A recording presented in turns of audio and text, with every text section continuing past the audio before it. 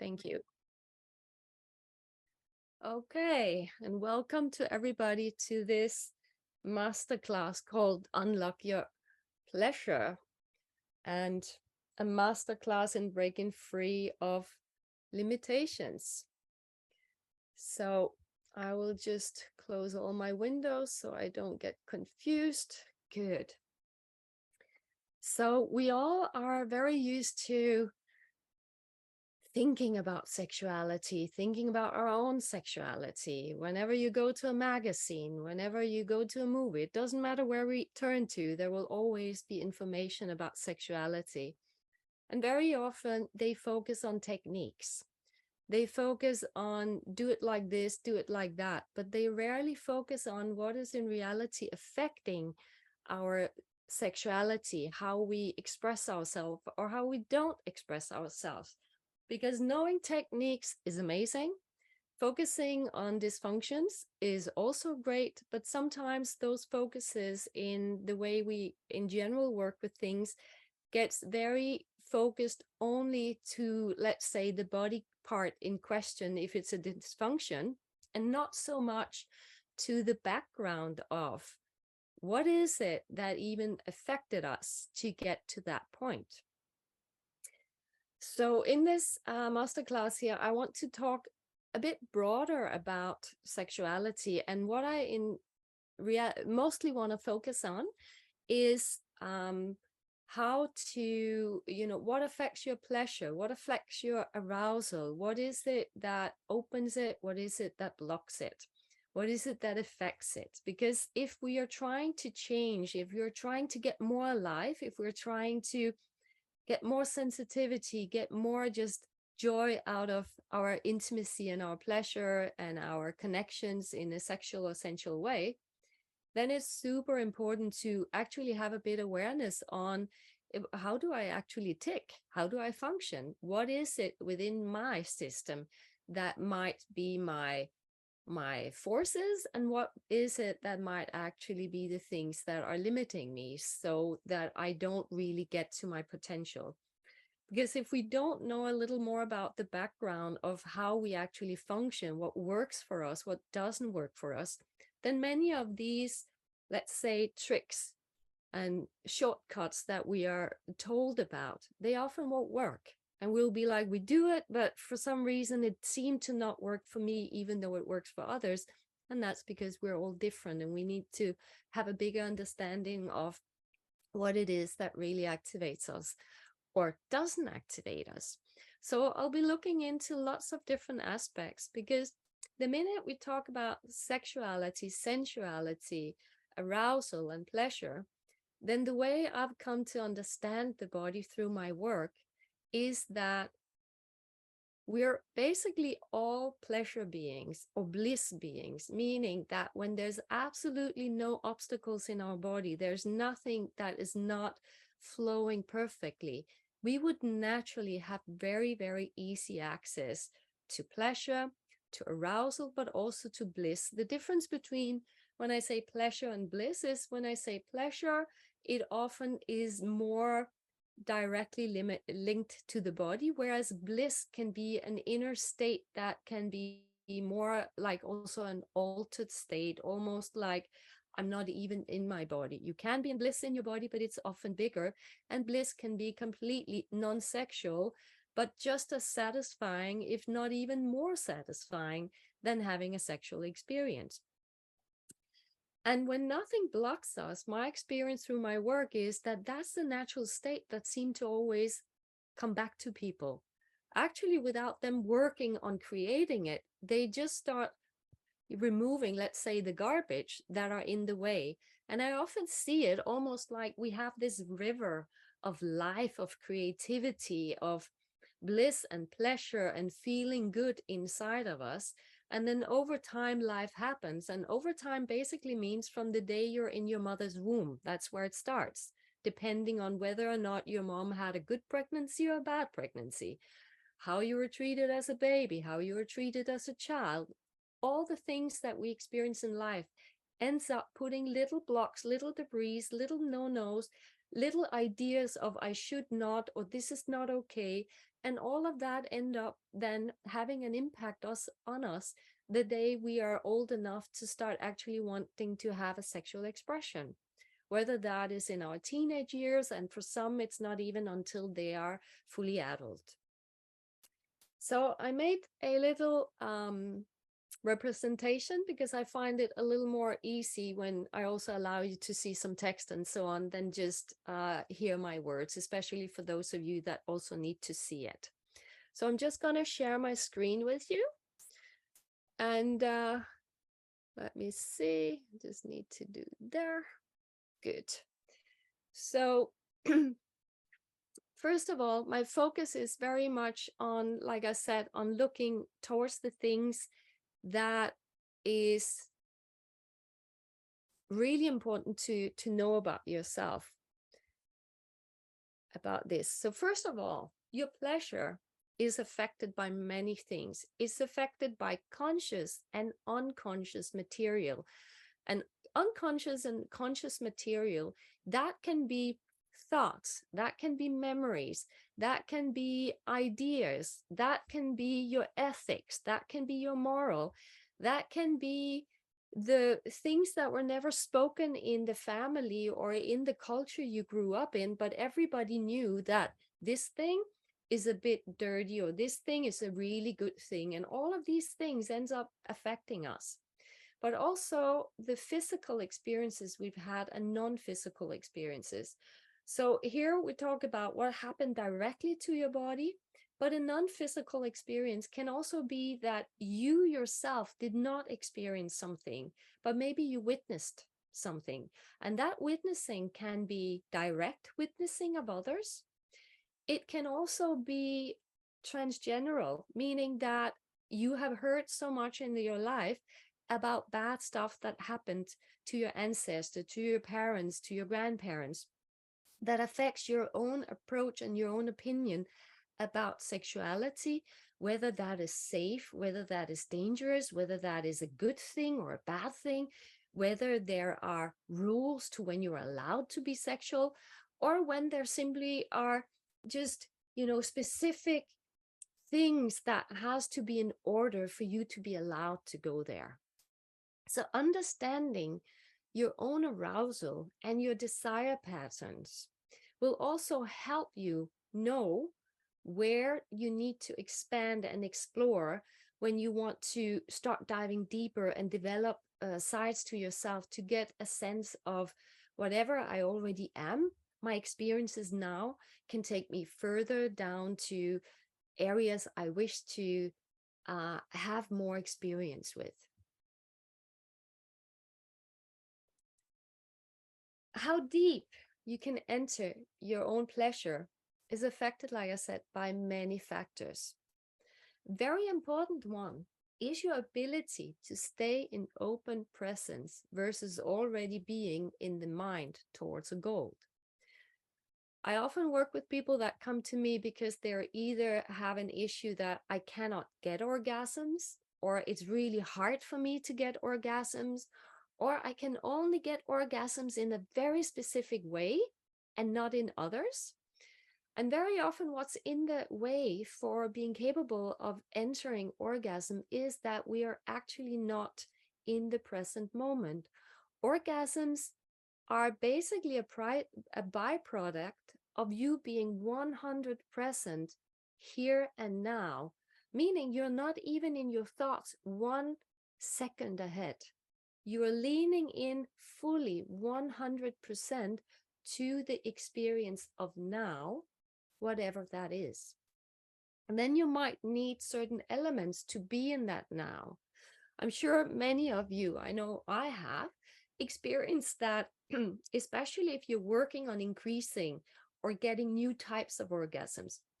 Then you might have experienced that you feel it start building up and you're like, and then your mind goes, yeah, it's coming. Just that, yeah, it's coming, meaning you're no longer here now. You're there half a second, 10 seconds, 2 minutes into the future where you think it's going to happen.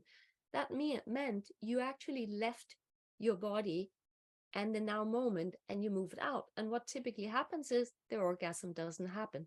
It fades away, it fades down.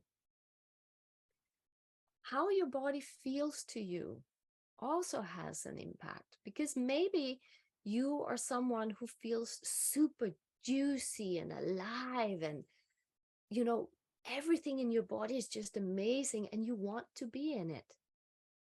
Maybe you're just really neutral. Yeah, just the body, but you're not really related to it. It's not a place where you think, wow, this is an amazing place to be.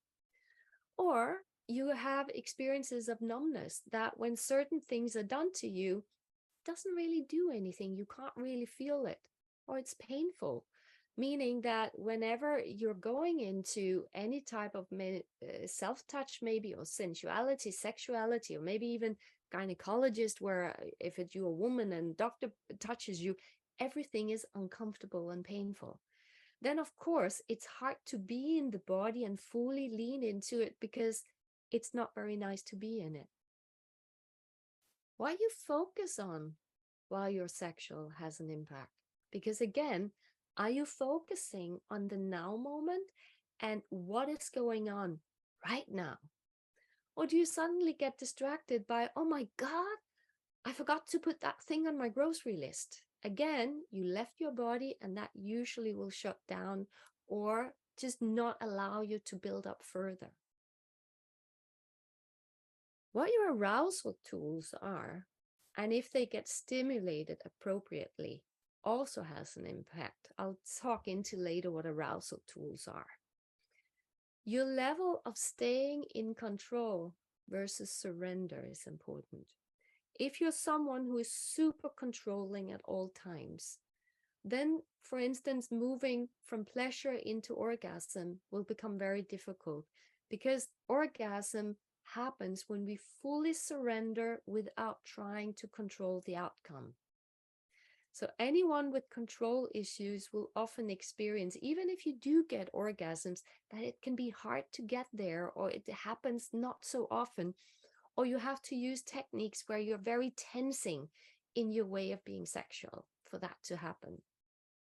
If you're someone who's in trauma response, in survival mode in your body, then it's the same. It's very difficult then to surrender to the unknown. And if you want to move in from pleasure into orgasm, then you need to be daring of moving into the unknown. But if you have trauma response survival mode, then you've learned that you better be watching out, because if not, something bad can happen to you.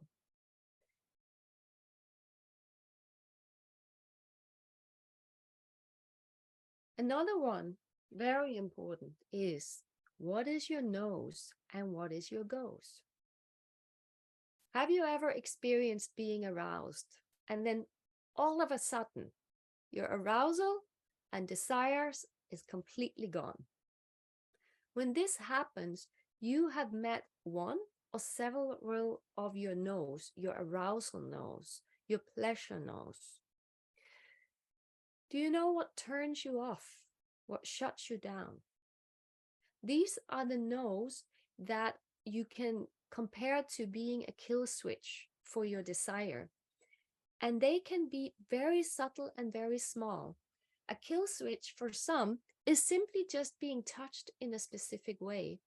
It can be if someone you're with is sounding in a particular way. It can be a certain smell. It can be a certain movement.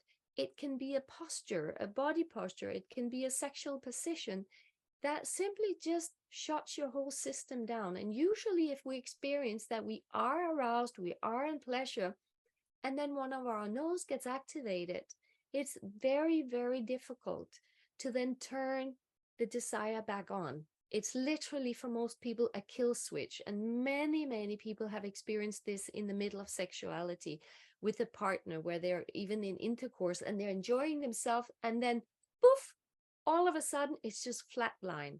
There's just like, ugh. And either you choose and tell your partner to stop what you're doing, or what many does is they just continue to it's over, and they just hope it's going to be over with fast, because there's no desire anymore to stay in it. On the other hand, do you know what your goals are? Do you know what turns you on? Do you know what helps you to get into arousal? And also, once you're into arousal, do you know what helps you lift arousal? Do you know the tools of how to lift arousal? Because these things are your goals. And these are the things that when we know that about ourselves, then we can make sure we have the goals present in the setting we're in, whether it's a self session with ourselves or whether it's sharing with another person.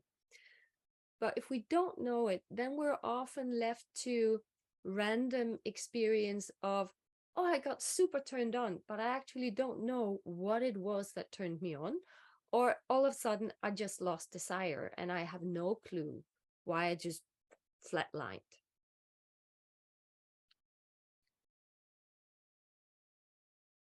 So the arousal tools, what are yours? Arousal tools are many different things, and they're different from all of us.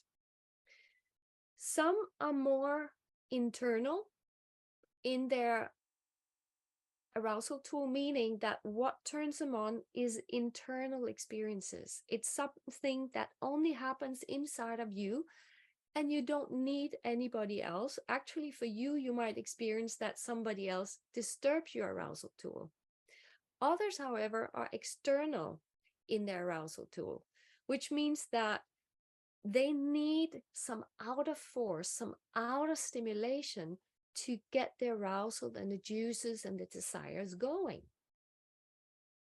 A typical external way of having to be aroused or to become aroused can for some be that porn. They need to watch porn, or they need somebody to do something to them, or they need to be with someone. Some people are really good with self-pleasure. Other people are like, oh my God, I hate self-pleasure. I can't get there. And that can give you a clue that you're someone who needs another person's action towards you. And if you don't have that other person, then you might need a tool that could be a vibrator, or you might need to watch something that could be watching porn or watching pictures or watching something that stimulates you. And by the way, it's not only porn that stimulates. I also have clients and customers where what they experience is what turns them on is watching nature, being surrounded by trees that blow. So it's not always something that is clearly sexual that turns us on. It can just be something that for us is so sensual to watch, even if it's totally non-sexual, that can actually activate the arousal. It can be mental in your mind, meaning that fantasies. It can be that you need to make sexual plays, whether it's with yourself, where you're imagining that you're somewhere else or somebody is with you. And if you're with a partner, it's better for you when you imagine that your partner is a plumber coming, or the sultan of another country, or it was the queen of something, or any type where you give a role to someone or a role to yourself. It can also be emotional. And if your arousal is emotional, then it's very linked to the heart, meaning you won't be capable of having random sex with anyone because it won't turn you on. You need to really first have that deep emotional sensation of connection. And for some, that connection needs to hold love. Like literally, this is a human being that I love deeply. Others just needs to have a sense of a deep heart connection, but they don't need it to be a connection that holds love. And here is the difference between, can you only get arousal with a deep heart's partner, emotional partner, life partner, sexual and in love partner, or can you actually have sex with good friends as long as you have that emotional connection through the heart? Visual. For some, their arousal tool is watching, which means that for them, if they're on their own, it can be super turning on for them to be doing self-pleasuring in front of a mirror where they can watch themselves. Or watching the hands, looking at themselves is what it does, or looking at others. So often also if people are visual, they might also enjoy porn more than people that are totally non-visual. Or you want to watch your partner and you need to have your eyes open. Others having their eyes open is one of their no-goes, meaning that that shuts them down because they need to feel deep inside themselves and the eyes constantly take them out of their body. It can be sensory, meaning it's the way you're touched or it's being touched. It's where you're touched. And that can be you touching yourself. It can be others touching yourself. And that means, again, if it's touch, here it's very, very important for most of us, if we have touch as a tool, how and where we're touched. Because if you imagine that you're touched in a way you don't like, that actually become a no-go for you, and it can be what turns you off. Whereas if you're touched in the way you like, that will turn you on, or that will start your arousal. Sound is also a tool. And sound is an interesting tool because it does several things. First of all, if you sound yourself, what happens is it shuts down the volume of your inner radio in the head. So if you're someone with a super busy mind that's always talking, always has an opinion about anything, everything, and always wants to comment on everything, and therefore basically is in the way for your capacity to just really sink deep inside, then this sound that you can do yourself turns down the volume. That's one thing that sound does. But sound also enhances what is already happening in your body. So you can use sound to enhance the level of arousal, the level of pleasure that you're experiencing. And sound, notice I'm not saying words, talking, I'm saying sounds. So that's typically humming sound. It can be deep animalistic sounds. It can just be toning, like a vocal tone that comes out on your breath. So it doesn't have to be, it can also just be that your exhale holds a bit of activation of your vocal cords. But sound is a powerful tool to enhance what is there already there. And for some, sound is needed, meaning some might experience that to increase their own self-pleasure, they need to have sound coming out of them. If not, then it becomes kind of bland and blah and a little not so interesting. Or if they're with a partner, they need the partner to show their pleasure, show their enjoyment, show where they are in their experience through sound. And if the partner gets too silent and don't say anything at all, it actually gets them out of their own sexual experience, because it's like, what's going on over there? Why is there no sound coming? Is the other one bored? And then they might end up coming up in their head instead. Breath is also a tool. And breath is a super tool for all of us, because breathing and breathing in different breath patterns supports everything that's already going on. And what it also does is that it helps get the body energy, the life force energy, the sexual energy in your body move faster, get a little more vibrant. And that can be you doing very deep breath consciously, where you consciously choose to sort of overbreathe for a period, where you'll be getting a little bit dizzy in your head. And that's common if you overbreathe. It can also just be you enhancing the breath you already have just a little more than it is. Imagine that you are already breathing, but then you're just breathing a little more than you were, maybe a little faster than you were before, maybe a little deeper than you were before. And what that does is, if your energy level is here and you increase your breath to a level that basically requires a more fast energy flow than you have, that increased breath you're doing will pull your energy level up to match. And then when you breathe a little faster or a little deeper or a little more of whatever you're doing, again, then you can sort of basically pull your arousal with you. What you cannot do, however, is breathe from this and then go into something totally exaggerated, so far from where you already are that you're up here, because you can't lift your energy that much. You have to take it in small steps. That's the way you can use your breath. So do you know through which tools you most easily get yourself aroused? When you look at these things, can you recognize yourself in some of them saying, oh, wow, that's one of my arousal tools. That one works better for me. Or maybe you even notice like some of them is like, if they come on, then for me, then I go flatline, or I simply just reach a kill switch. Nothing happens.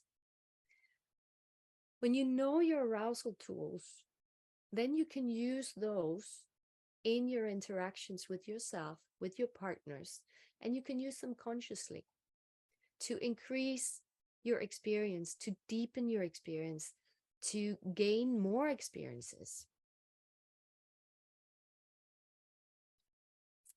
I also spoke about how you feel in your body is important, because if you're juicy and alive, then typically it will be fairly easy for you to go into aroused places.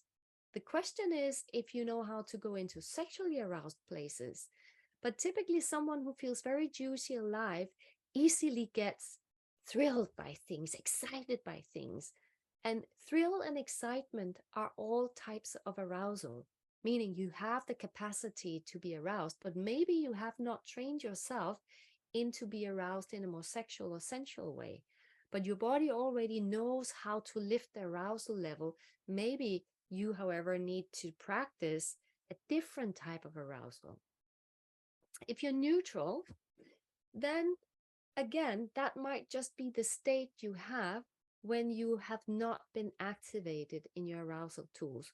And then when you're being activated in your tools, then you will experience, oh, the arousal starts coming up. And for some, arousal comes very slowly and gradually, and for others, they come like this. It's like a rocket fire up. The more connection we in general have with our arousal, the more active we normally are in our sexual energy, the easier and the faster we typically can activate our arousal and our pleasure. The old saying of use it or lose it actually has a certain role here.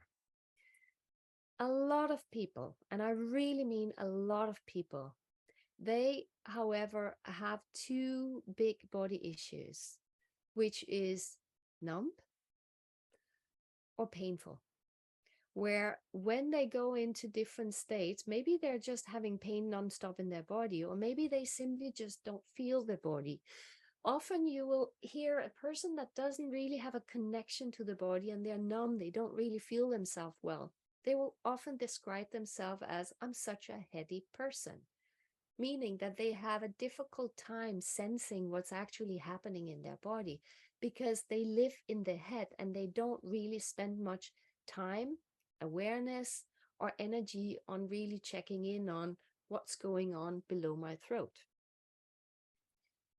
Numbness, where you literally don't know what's going on in your body, is fairly rare.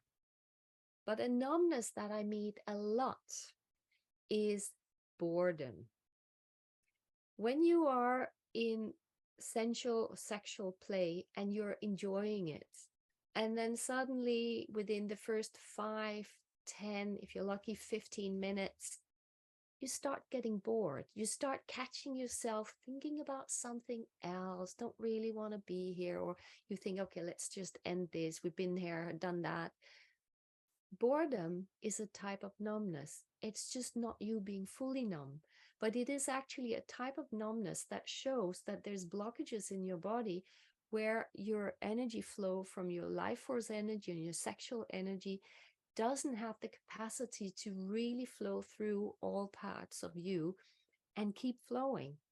And therefore, the boredom comes in and shuts you down.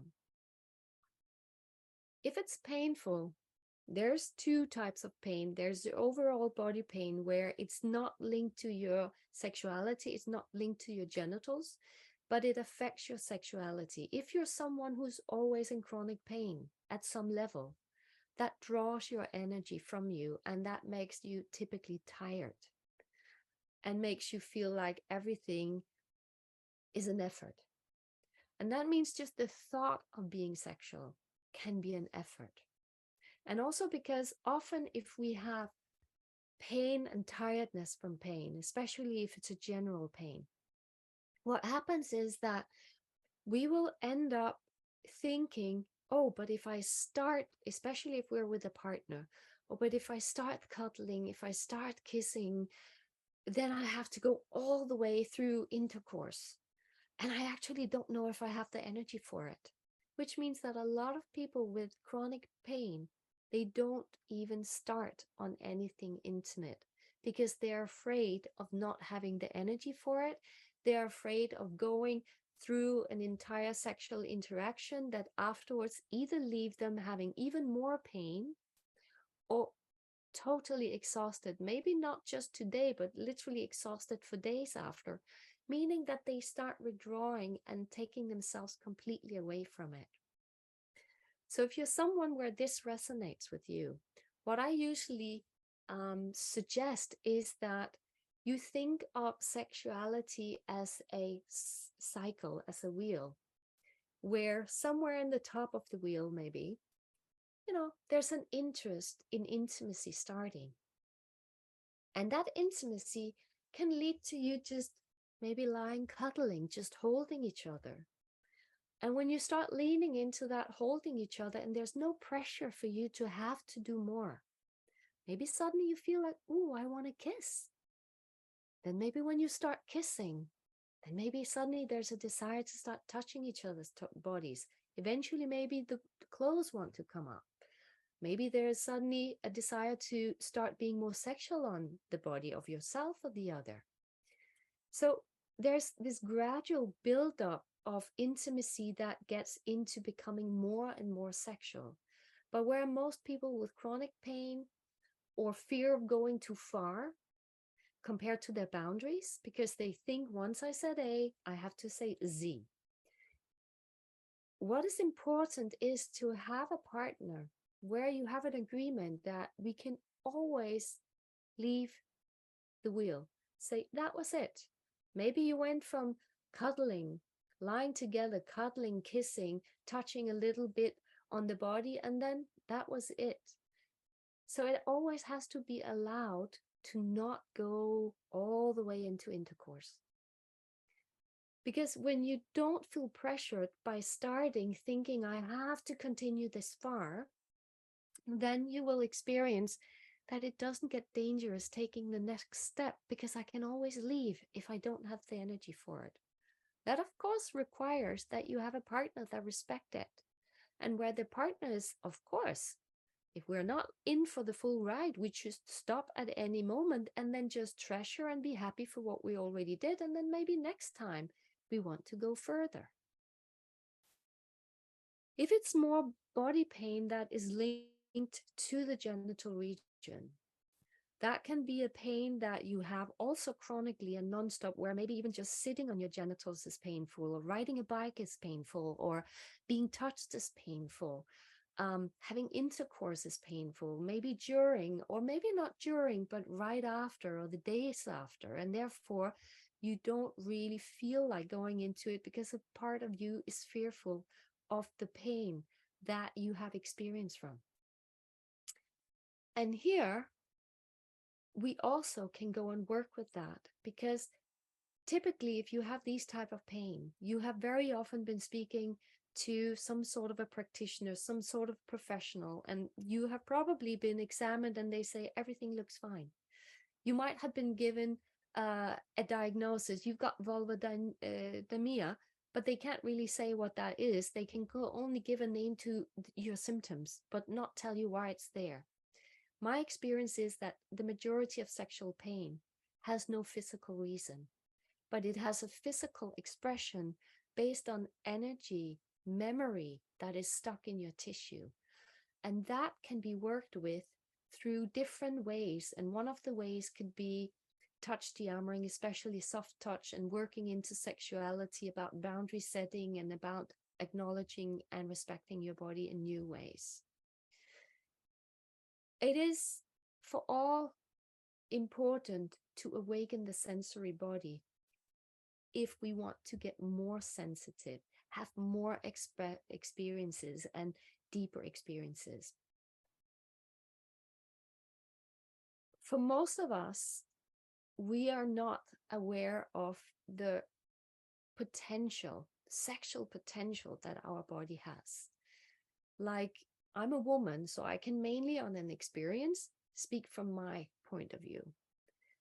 But what I've experienced, and it took me many years, is that, for instance, within us women, the cervix is a gateway to spiritual experiences of outer body, altered states, being in shavasana, being in these altered states that other people would sit and meditate for a long time to enter. Being one with God. It sounds crazy, but actually coming to that experience of unity and oneness with everything. Your body might dissolve and you're just one with the universe. And then at some point that, which is an orgasm you can come into, when it ends, you come back into your body. And you, most likely, if you get that big type of experience, are not even aware while that is going on that you exist as a 3D human being on planet Earth, because you're just everything with existence. And everybody has that potential to get there, men as well as women. In the tantric world, that's very much where that deeper work with sexuality can take people. It took me 47 years to have my first extremely big experience of that. And when you come back from experiences like that, you have no idea if you were gone for a minute or an hour or half a day. But it feels really awesome. That's what I can tell you. So another thing that's important to be aware of in your own potential, and that is often one of the things blocking you, is what do you focus on while you're sexually active? Are you focusing on yourself and your own pleasure, your own experience? And that is your main focus, both when you're on your own and with your partner. Or are you focused on your partner if you're engaged in partner sex? And are you focused on their pleasure, their experience? Do you focus on what is going on right now in this now moment, meaning you are in the present moment, not a second before, not a second after? Or do you focus on your aim? I want to have an orgasm. I want to do this. Oh, I want to be in doggy style and not in this position. Oh, I want to do this. Because again, when you focus on what you want to do, you're not in the now moment. You are out there. And especially the bigger pleasures that can take you to the deepest orgasms, they don't happen when we are not body, mind, spirit in the present moment, the now moment. So again, are you focused on where you wish to take yourself or the orgasms you're aiming at? So your focus is important.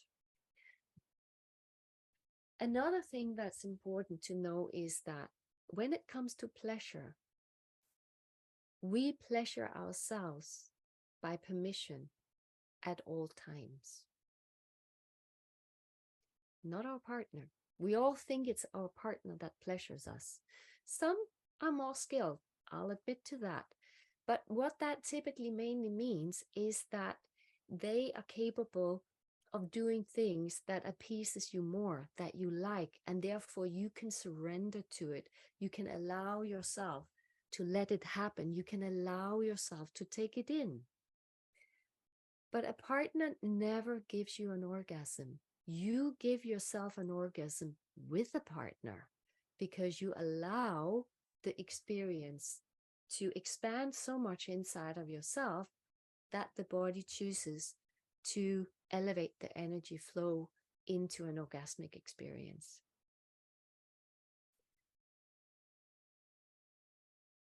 So also, I often hear people coming to me, I read it in magazines, I read it in these, question pages where, oh, how can I teach my partner to give me pleasure, give me an orgasm? And what you can teach your partner is what you like, what you don't like. You can teach them your no-goes and your goes. You can teach and show them how you like to be touched. You can teach them the pressure. But this, of course, requires that you actually dare say what you like. And before you can say what you like, you yourself need to know. You cannot count on others knowing that for you. You can be lucky that you're with someone and they just seem to get it, but it's not something you can count on. So the connection to, or the sensation in your body, is actually often the biggest block towards pleasure. There's many ways of working with it. One of them, I'd like to just have you grab any object right next to you. I have this little wand that I can use right now. So grab anything. It doesn't matter what it is. It could be a pen, it could be your phone, it can be anything, a piece of tissue, a rubber, anything. So grab an object for a moment and then close your eyes. And then only use your hand and slowly start touching your hand with the object. And I want you to focus on, what does it feel like to be touched with this object? So you can play with touching really slowly, very fast and very firm. And then what you notice is what awakens my cells, where they start vibrating or tingling, or I'm like, ooh, I like this. I could do more with that. Some need it super, super slow and super soft. Others, they prefer firmness, slowness. Some like it more fast. And many like it to switch. Sometimes be fast, sometimes be slow, sometimes a little further, firmer, sometimes very, very light on the surface, almost like you're not being touched. What you're doing right now is that you're teaching your nerve endings to receive, to experience. But you're also teaching yourself, in what way does my nerve endings like to be touched? And right now, I'm just doing it on a hand, but a hand can be a good place to start, to just discover, what does it actually feel like when I give attention to my skin? Because this moment right now where we're focused on the skin, guess what? This moment here is where we are in the now moment. You can also choose to let go of the object and use your hand. Touch with the hand. But now when you're doing it on yourself, it might get a little more difficult because you have two impressions now. The hand that is touching is having an experience of touching something else. And the hand that is being touched is having the experience of being touched. If we touch ourselves, this is what is going on. And here it's very important, if you do self-pleasure, to be very aware of, is my focus in the hand doing, or is my focus in the tissue receiving? Because for the pleasure, you want to perceive it from the part of you that is receiving. But we are so used to do with our hands that typically our focus and our awareness stays in the fingertips and in the hands. So here it requires some conscious awareness of, oh, I need to change my perspective to feel from the inside and out. Another way to engage the body more is to do release of blockages, energetic blockages, physical blockages, tension, with various types of process work. And there's so many types of process work that can be done. A mix of them can be done. Some works good for one person, another works good for another. And you can do what is known as de-armoring, which is what I use a lot. I use soft touch de-armoring, meaning never any hard pressures, never going against the will of the body, where you can, through de-armoring, you can remove numbness, you can remove or reduce pain, you can increase the energy flow of the body. Because when you do de-armoring, even though you're touching the physical body, you're actually going deeper. You're going to the original reason why the body is holding these memories in the tissue and expressing itself through that. You can work with increasing the energy flow in the subtle bodies, and that is breath work amazing for, but also awakening the body through the senses will also get your energy to go faster. And you can use sound to tune the body into vibration. So in the Gaia method, sexual or genital healing aims to restore the connection to the genital region and also to sexually related body parts. And that is in particular throat, but also breast, chest, heart, womb, if you're a woman, very important areas. And we do that by very much removing past memory that is still stored in the body, because many of the things that blocks our energy from flowing are these blocks in the body. And the majority of blocks in our body is basically micro shocks we've had throughout our life, little things here and there we didn't appreciate, we didn't like, and where we were not capable of taking the right action. These becomes blocks and stops and tightness in our body, and that is in the way from really being juicy and fluid and have easy access to pleasure, to arousal. We also will look into trauma release if there's traumas that need to come out, because like I said in the beginning, trauma will typically be a big block, an obstacle for really entering into your arousal or be capable of going very deep in your arousal. There are one type of trauma, however, where you will have the opposite experience, where you'll have the experience like, no, it's so easy for me to go into sexual action. And that is if you and your trauma, in how you dealt with your trauma, experienced that if you turned sexual, that was a way to keep yourself safe. As long as you stayed sexual, you were safe. Then you will have easy access. But if you don't belong to that group, often you will more experience that your trauma is a blocker that turns down the volume or completely eliminates the access to it. Throat work. So we do a lot of working on the throat, because guess what? Your throat and your genitals are two ends of the same line. What goes on up here goes on down there. So if you're someone with throat blockages, you will always have some type of genital blockages and not access to your full potential, which is why I would never work sexually genitally if I do not also work on the throat. The reactivation of your life force energy in the pelvic genital region, and also by activating and clearing more of the vagus nerve functioning.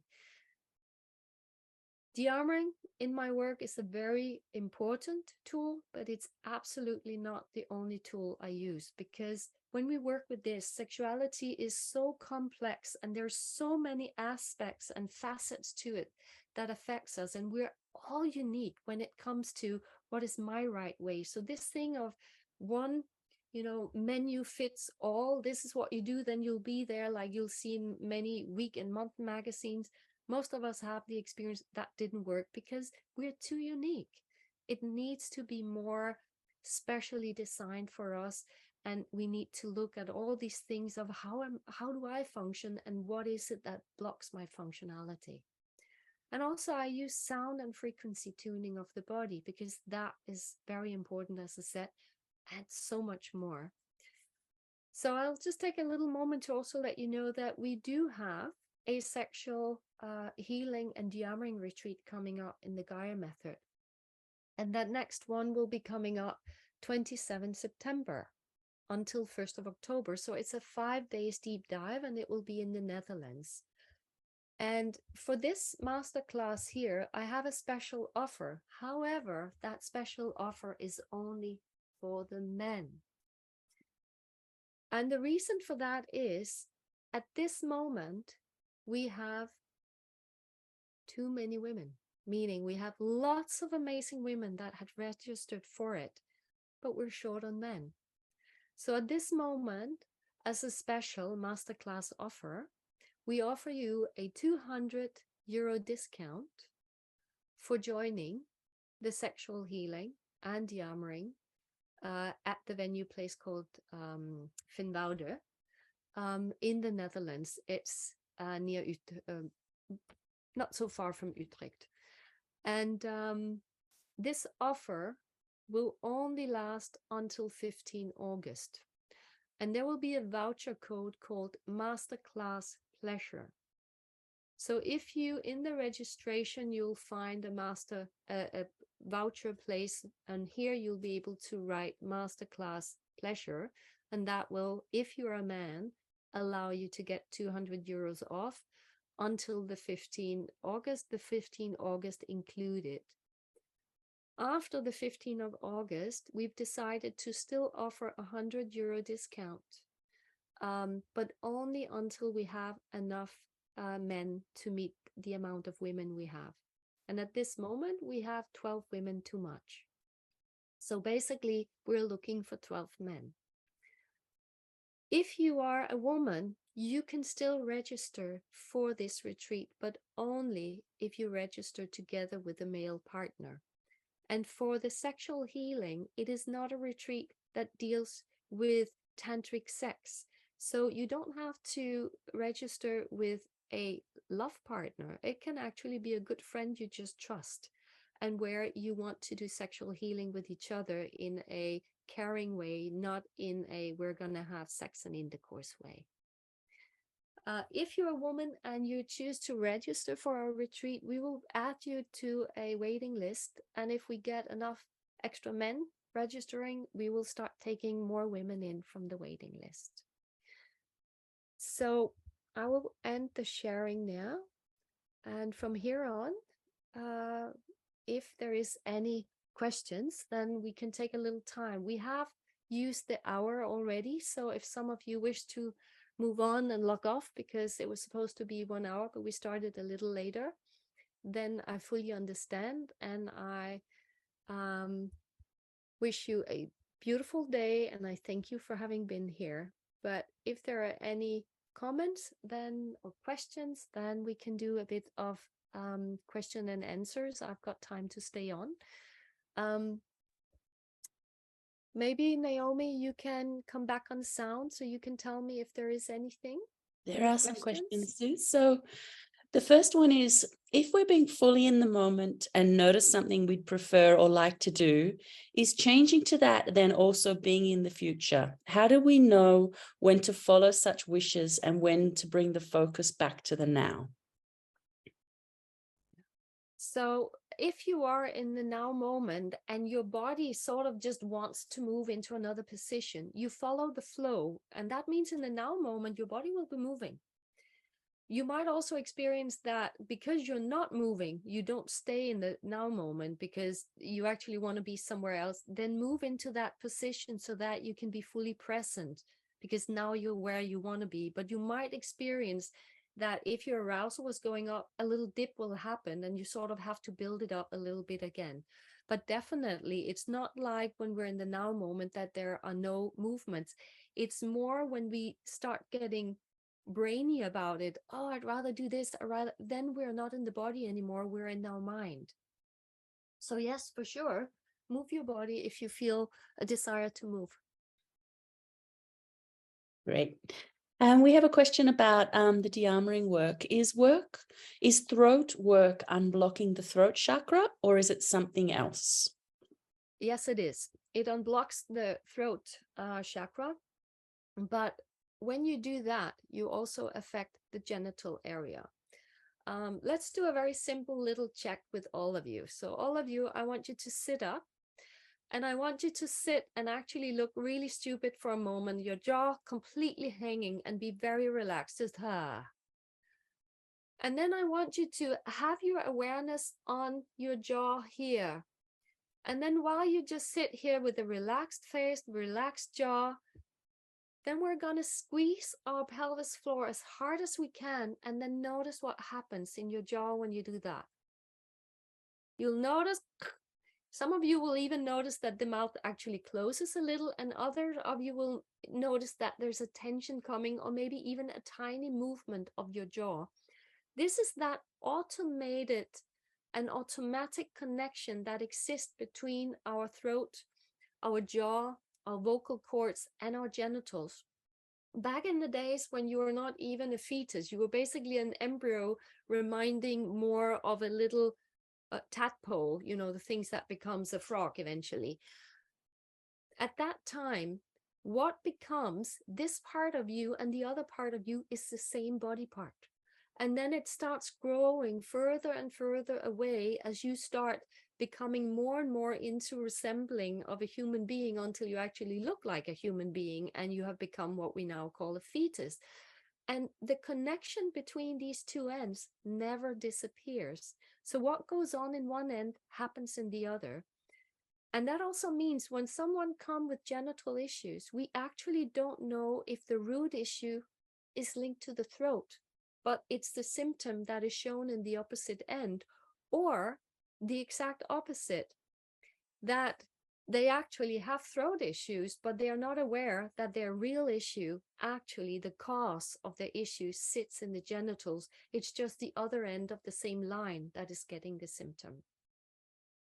So we will both be unblocking throat chakras, but at the same time, it will have the impact throughout the entire line down to the genitals.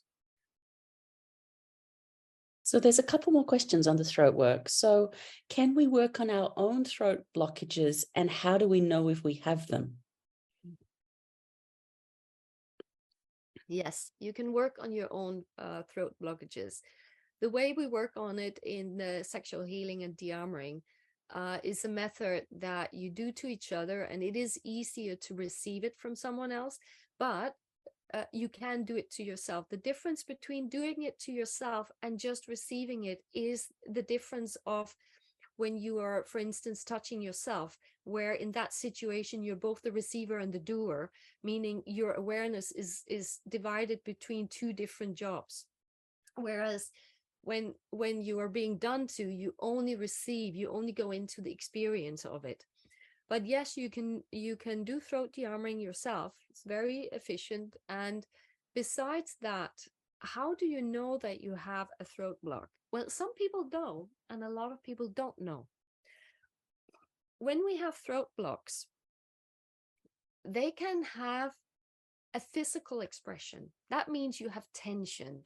You might often have throat infections also. You might experience having easily irritated gums, you know, all sorts of physical ailments around your throat, around your mouth, that are physical, but in reality, the reason for them are not physical. So basically a psychosomatic response. But you can also have throat blockages that do not have a physical expression, but they have an expression in how you live life, how you act, whether or not you dare speak up. If you do not dare speak your truth when you're amongst people, you have a throat block. If you catch yourself saying the opposite of what you really mean, you do have a throat block. Because when the throat is unblocked, you will experience that what comes out of your mouth will be very, in terms of wording, becomes very authentic. But when we have blocks in the throat that are not expressing themselves physically, but in a more how we act and behave way, then it will often be linked to fear of what will happen if I say, if people hear what I really feel or think, and so on. So if you experience yourself having a hard time speaking up in groups, speaking your truth, being honest, daring to say something to someone, then there's a block in your system. So most people have, to some degree, throat blocks. Some have bigger, some have smaller. I don't think I have met many that had like zero yet. You know, some are close to zero, but like true zero, I don't think I've met that yet. We have a question about the sound and vibration healing. And the question is it possible to do this kind of healing on our own instead of having somebody else give it to us? And how do we provide something similar to ourselves as in somebody else giving us a healing? Yeah. So you can work with toning. This is a way where you use your vocal cord. You can also work with recordings that are recorded in specific ways.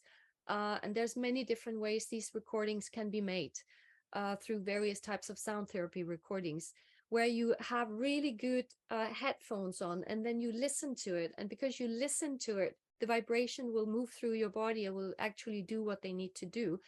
Different vibrations affect your body in different ways. If you tone to that, what you're hearing at the same time, you're increasing the impact, because your toning gets your body to not just listen, but also vibrate in that frequency. So this is what I suggest to people that want to do it themselves. Other ways, of course, is that you can use tuning forks, you can use singing bowls. And if we talk about singing bowls, then we're talking Tibetan bowls. We want the ones that have many, many tones within them, that have subtones and overtones and so on, because they basically send out a myriad of frequencies. We will only with our ears typically hear one or two of them, but in reality, it will be sending out hundreds of different tones and frequencies. So if your body is needing any of these frequencies, there will most likely be some of them that is matching something in your body that can help attune you. Receiving can also be, where tuning forks are placed on you by others, or you can have sound bath. But in general, my experience is that sound bath doesn't have the same, let's say, unblocking healing capacity as sound healing, because it's slightly different ways we work with it. Sound bath, however, is really good for the nervous system to create relaxation and to sort of get you into a more parasympathicus part of your nervous system, where your body is in rest and digest, which is good for the health. Great. We've had a couple of questions about the female sexuality and de-armoring retreat. If you have any dates set for next year, or if you have a sense of when the next one will be. Yeah, so actually, I just want to go one step back, because what we were just talking about regarding working on the throat and healing through that is something we do a lot in the retreat coming up at the end of this month, which is called Embody Yourself. And that is a retreat with no de-armoring, where we're using a million other types of techniques that really helps you create a very stable inner container, so that you can handle much more pressure from the outside without you actually being affected by it. And there we will be working a lot with the tuning, with the sound, with the frequencies in that one. And we still have spaces for some more people in that one as well. And that is an amazing retreat also. The female sexuality, we do at this moment have the dates for next year, but we haven't set yet exactly which retreat is going to come in what order, because we still need to look into some numbers regarding how many people can be in the different venues, as we will be in multiple venues. I'm expecting all the dates for next year to be on our calendar somewhere during October.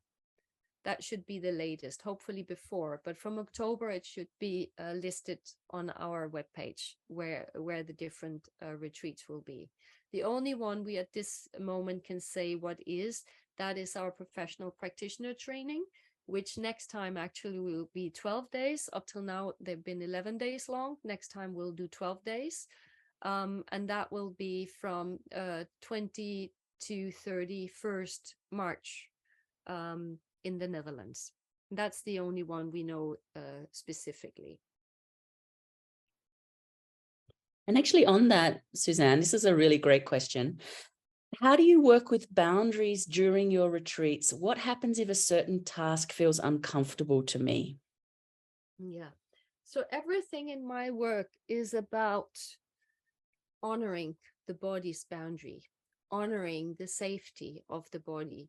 And that means that everything we do is per invitation. The way I work and the method I teach is a method that invites the body to enter things. It never breaks down armor. It never forces the body to go anywhere, because that's actually what creates blockages and creates trauma and creates memories of bad experiences that the body will then brace itself against in the future.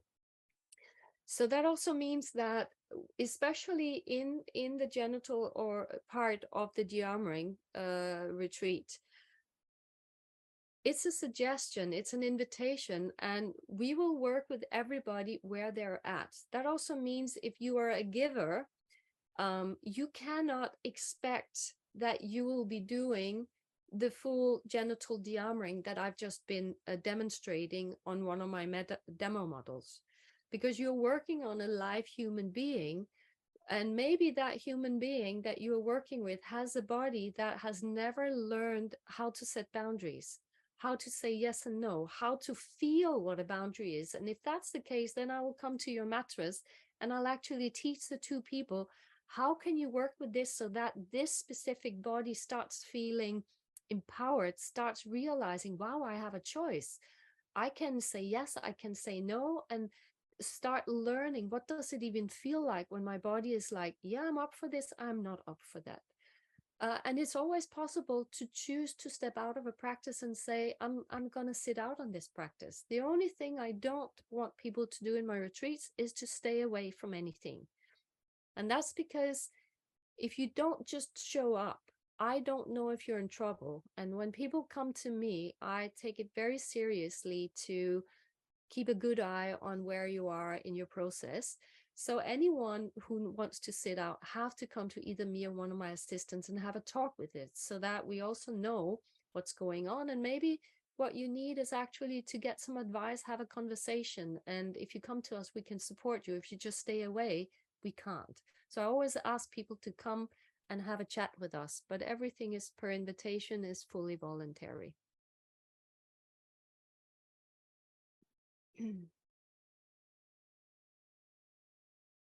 Sorry, I was muted. That's all the questions that we have so far. Okay. Well, then I think we should say thank you and good night. And as I said, I would love to see more of you in end of October, and especially I would love to see more men, because we have these 12 amazing women that still lacks a partner. And if there are any couples that wish to register, or anyone who just know that I can register with a good friend, and you're a woman, then you need to have a male partner, whether it's a friend or not, that you register with. And if you register as a woman, you will be getting an email saying, sorry, you're on the waiting list. But the same email will also say, if you are trying to register with a partner, contact us directly, because then we will give you a special access code so that you can register. Yeah, but it is quite an amazing retreat, that one. And we've been doing that retreat for the past 9 years. So it's been going on for a long time. Yeah. Well, I hope you learned something today. And I hope it was interesting, not too boring, not too long-winded. And for now, I just wish all of you beautiful day, beautiful night, wherever you are. And hopefully more summer where you are than we have had in my country in the last couple of weeks. Bye.